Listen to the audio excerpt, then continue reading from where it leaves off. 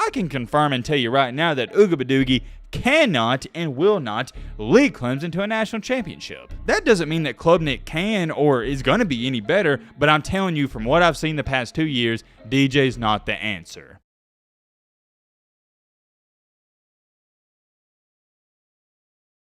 I've been wrong on many things this year, not just many things, a lot of things, but that's a different conversation for a different day. However, the one thing I was right on was the Clemson quarterback situation with DJ Ooga. I said it last year, I said it in the offseason, I said it in summer, I said it in fall, and I'm saying it today. DJ Ooga is not the answer. I'm not going to rant and rave on that too much because, to be honest with you, I think everybody knew that and Clemson fans knew that. What have I said since day one? And I've preached to you guys. DJ is good enough to lead you to a 9-3 or 10-2 record, but he's not good enough to compete for a championship, and that's what Clemson's playing for. Clemson is on that standard of your Ohio States, Bamas, and Georgias of the world, where it's championship or bust. I know we're going to have a lot of Clemson fans watching this video, so let me know in the comment section. Isn't that how y'all think? If you don't win a championship, it's a disappointment, right? For the most part, I believe that's how 99% of their fan base thinks. With Mr. Ooga playing like dog crap in the last game, and the backup K. Klubnik coming in and leading them to a win, although I do got to mention K. Klubnik didn't do anything special, he did lead them to a win. There's just a huge controversy there right now. Or maybe some of my Clemson fans don't think there's a controversy. Maybe you think DJ had a bad game and he's going to be good the rest of the season, or maybe you think K. Klubnik, he's going to take over and play lights out. But, and I have a big but, there is one thing we can all agree on. Clemson has some major quarterback issues. I don't care what you believe, whether you think Ooga should be the starter or Klubnik, you have issues. And you want to know what's really, and I mean really scary about this? You are 8 games into your season. You are 8-0. How many times have we seen a situation like this, if ever, where a team is sitting pretty at 8-0 and they don't even know what they're going to do with the quarterback situation moving forward? Now that I think about it, have we ever seen something like this? I know many years ago we saw what happened with Jalen Hurts and Tua, but that happened in the national championship game, not in the middle of the year. What a fascinating situation that is. And we also got to talk about South Carolina beating up on Texas A&M. The $100 million man, Jimbo Fisher, is now currently sitting at an embarrassing 3-4.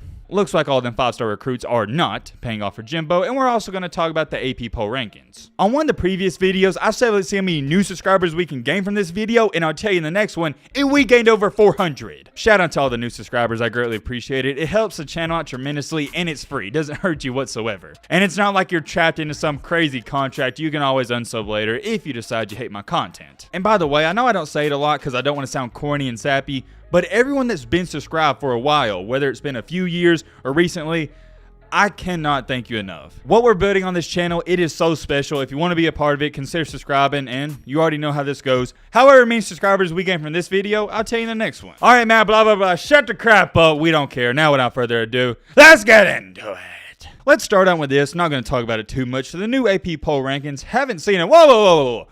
What is this? Is this right? Clemson has a first place vote? What? Who in their right mind voted for Clemson? Whoever did that, you don't need to be voting anymore. That's ridiculous, especially after Saturday. I'm not going to talk about that too much. You know how I feel about Clemson. They're playing the Cupcake Conference of the ACC, and they're lucky they do. Oh, wait. Speaking of Cupcake Conference, let me read you off what Joel Klatt said on Twitter, and I like this. He stated, does anyone think that Clemson football could actually win either division in the SEC or Big Ten East? Do you think they could finish better than third in the SEC East or Big East? I don't either. For those of you that don't know, in the Big Ten East, you got Michigan and Ohio State, 2 powerhouses, and in the SEC East, you got Tennessee and Georgia. I agree with Joel Klatt. I don't think Clemson is better than any of them teams. I do want to bring that up, though. Let me know your thoughts on that down below. Let's look at the rest of these AP rankings. I see everywhere everyone's got mixed feelings, whether you think Georgia's number 1, Ohio State, even some people, or a lot of people, think Tennessee should be number 1 with their resume. Here's all I got to say about it. None of it matters. It's going to play itself out. Georgia and Tennessee play in a couple of weeks. Ohio State and Michigan, they're going to play in a few weeks. Alabama, if they win out, they're going to be in. Everything's going to settle and play itself out. So try not to get too worked up in the rankings. I also did notice this. South Carolina is coming in at number 25. That does shock me because I do not think South Carolina is a top 25 team. And LSU went from not being ranked to in the top 20. I don't have a problem with that because LSU, they're all right, 6-2, and they recently beat Ole Miss. Here's the last thing I'm going to say about the rankings. What do y'all think about Oregon being at number 8? Yeah, they've played good outside of the Georgia game, but it's just so hard for me to look past them getting curb stomped, Donkey Kong smash by 50 points by Georgia earlier in the season. I don't care that it was the first game. You get beat by 50. Also, another fun fact for you is Oregon and South Carolina, since losing to Georgia, they're undefeated. Just something for your train of thought. Speaking of South Carolina, we got to talk about what happened to them in Texas A&M. South Carolina beat Texas A&M, yes, the same Texas A&M team who was in the top 10 rankings earlier in this season, and also their head coach is getting paid $95 million. They also had the #1 recruiting class in the country, and they're 3-4. Let me ask y'all a serious question. Has anyone on this earth done less with more than Jimbo Fisher? I don't think so. He's a fraud. I don't care that his buyout's $95 million. If you want to win and compete, you got to get rid of him. There's no other option. Here's my logical thinking, and I have to remind myself this, and everyone's going to bring this up, but man, they're paying him $95 million to buy him out. They can't do that. Once again, my logical thinking, if they're going to give him a contract like that, don't some of y'all think they can afford to buy him out? That's my question. And honestly, if they can buy all these recruits, in which they are, everybody knows this. Hey, I'm not hating on them. There's nothing wrong with it with the NIL. I'm sure they can afford to buy out Jimbo Fisher, and I guarantee you they're thinking about it. Ladies and gentlemen, I want you to really think about this. This isn't just a disappointing season. This is now getting to the point where it's bad and laughable and embarrassing. They may not even make a bowl game. It would make more sense if this was his first year at Texas A&M. Maybe even his second year, but he's been there forever. Jimbo Fisher is a complete fraud and bozo. Finally, though, moving on to the main topic, the main encore, the main reason you clicked onto this video, we got to talk about DJ Ugbadugi, K. Klubnik, Clemson, and Dabo Swinney. Woo! Man, oh man, 13 for 21, $140 through the air, 0 touchdowns to 2 INTs, and a costly fumble that turned into a 14-point swing. To say that Ugbadugi played like dog crap might be sugarcoating it. It was bad, and I mean really bad. Syracuse was only in the game because of his poor play. In the third quarter, they did make a quarterback change. Klubnik, the 5-star freshman, I believe he was a former #1 high school quarterback recruit. He comes in.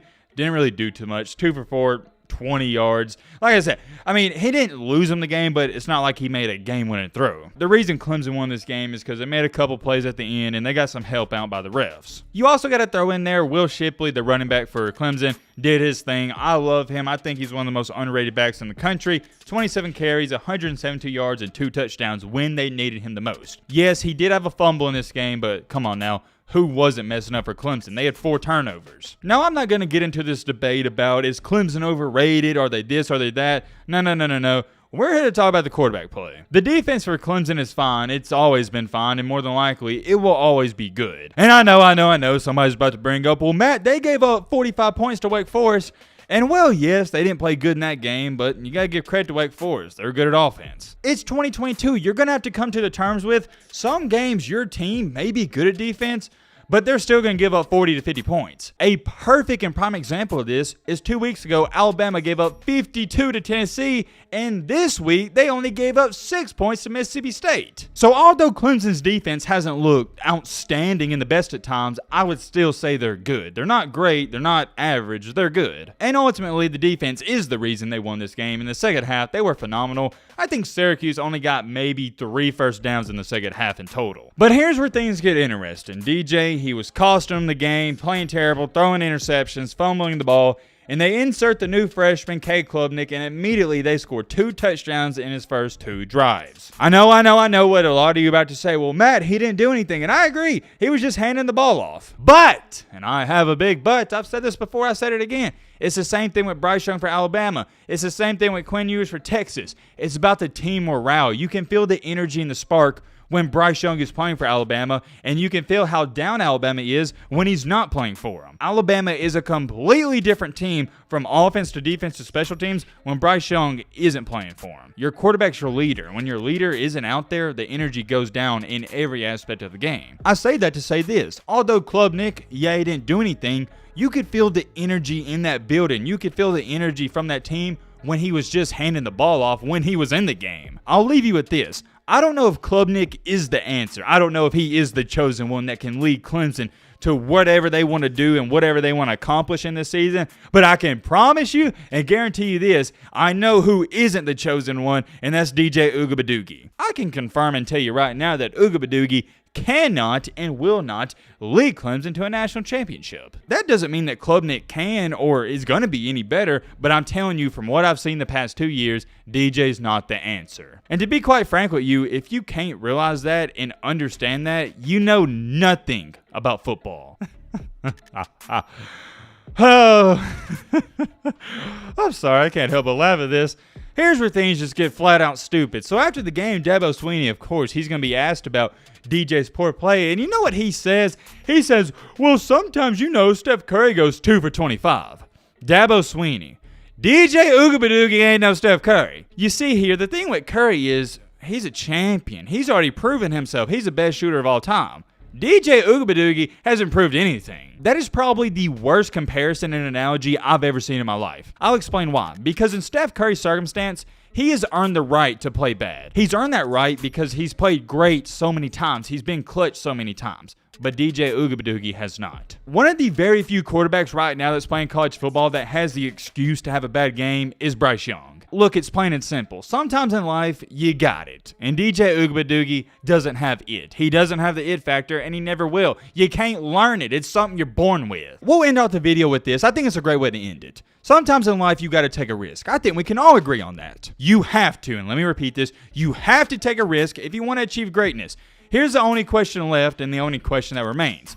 Does Dabo Swinney have big enough balls to take that risk? Does he have big enough balls to go up to DJ Oogabadoogie and say, hey man, you straight up been sucking. We're moving on to Cade Klubnik. You're sitting the bench. Can he do that? I don't know. Guess we'll have to wait and see. But from everything I've seen, it looks like Dabo's still trying to act like DJ's going to be the starter. As to why you would still let him start and play, I don't know. Because best case scenario, you let Cade get in there in these next couple of weeks, get warm and get loose before he has to go in there in the playoff. Because I assume Clemson more than likely will make it because the ACC sucks. You might as well make the switch now because worst case scenario is you go undefeated, you get in the playoff, and you got to play a team like Ohio State, maybe Bama, Tennessee, Georgia, and DJ Oogbadoogie's out there 10 for 25, 3 interceptions, and 4 fumbles. And if Dabo wants to do the same BS and put in Cade Klubnik in a playoff game, it's not going to go over smoothly. But hey, I don't care. Keep rolling with DJ Oogabadoogie. I'm not a Clemson fan. I would love to watch him lose. I'm very curious. Let me know your thoughts down below. But right about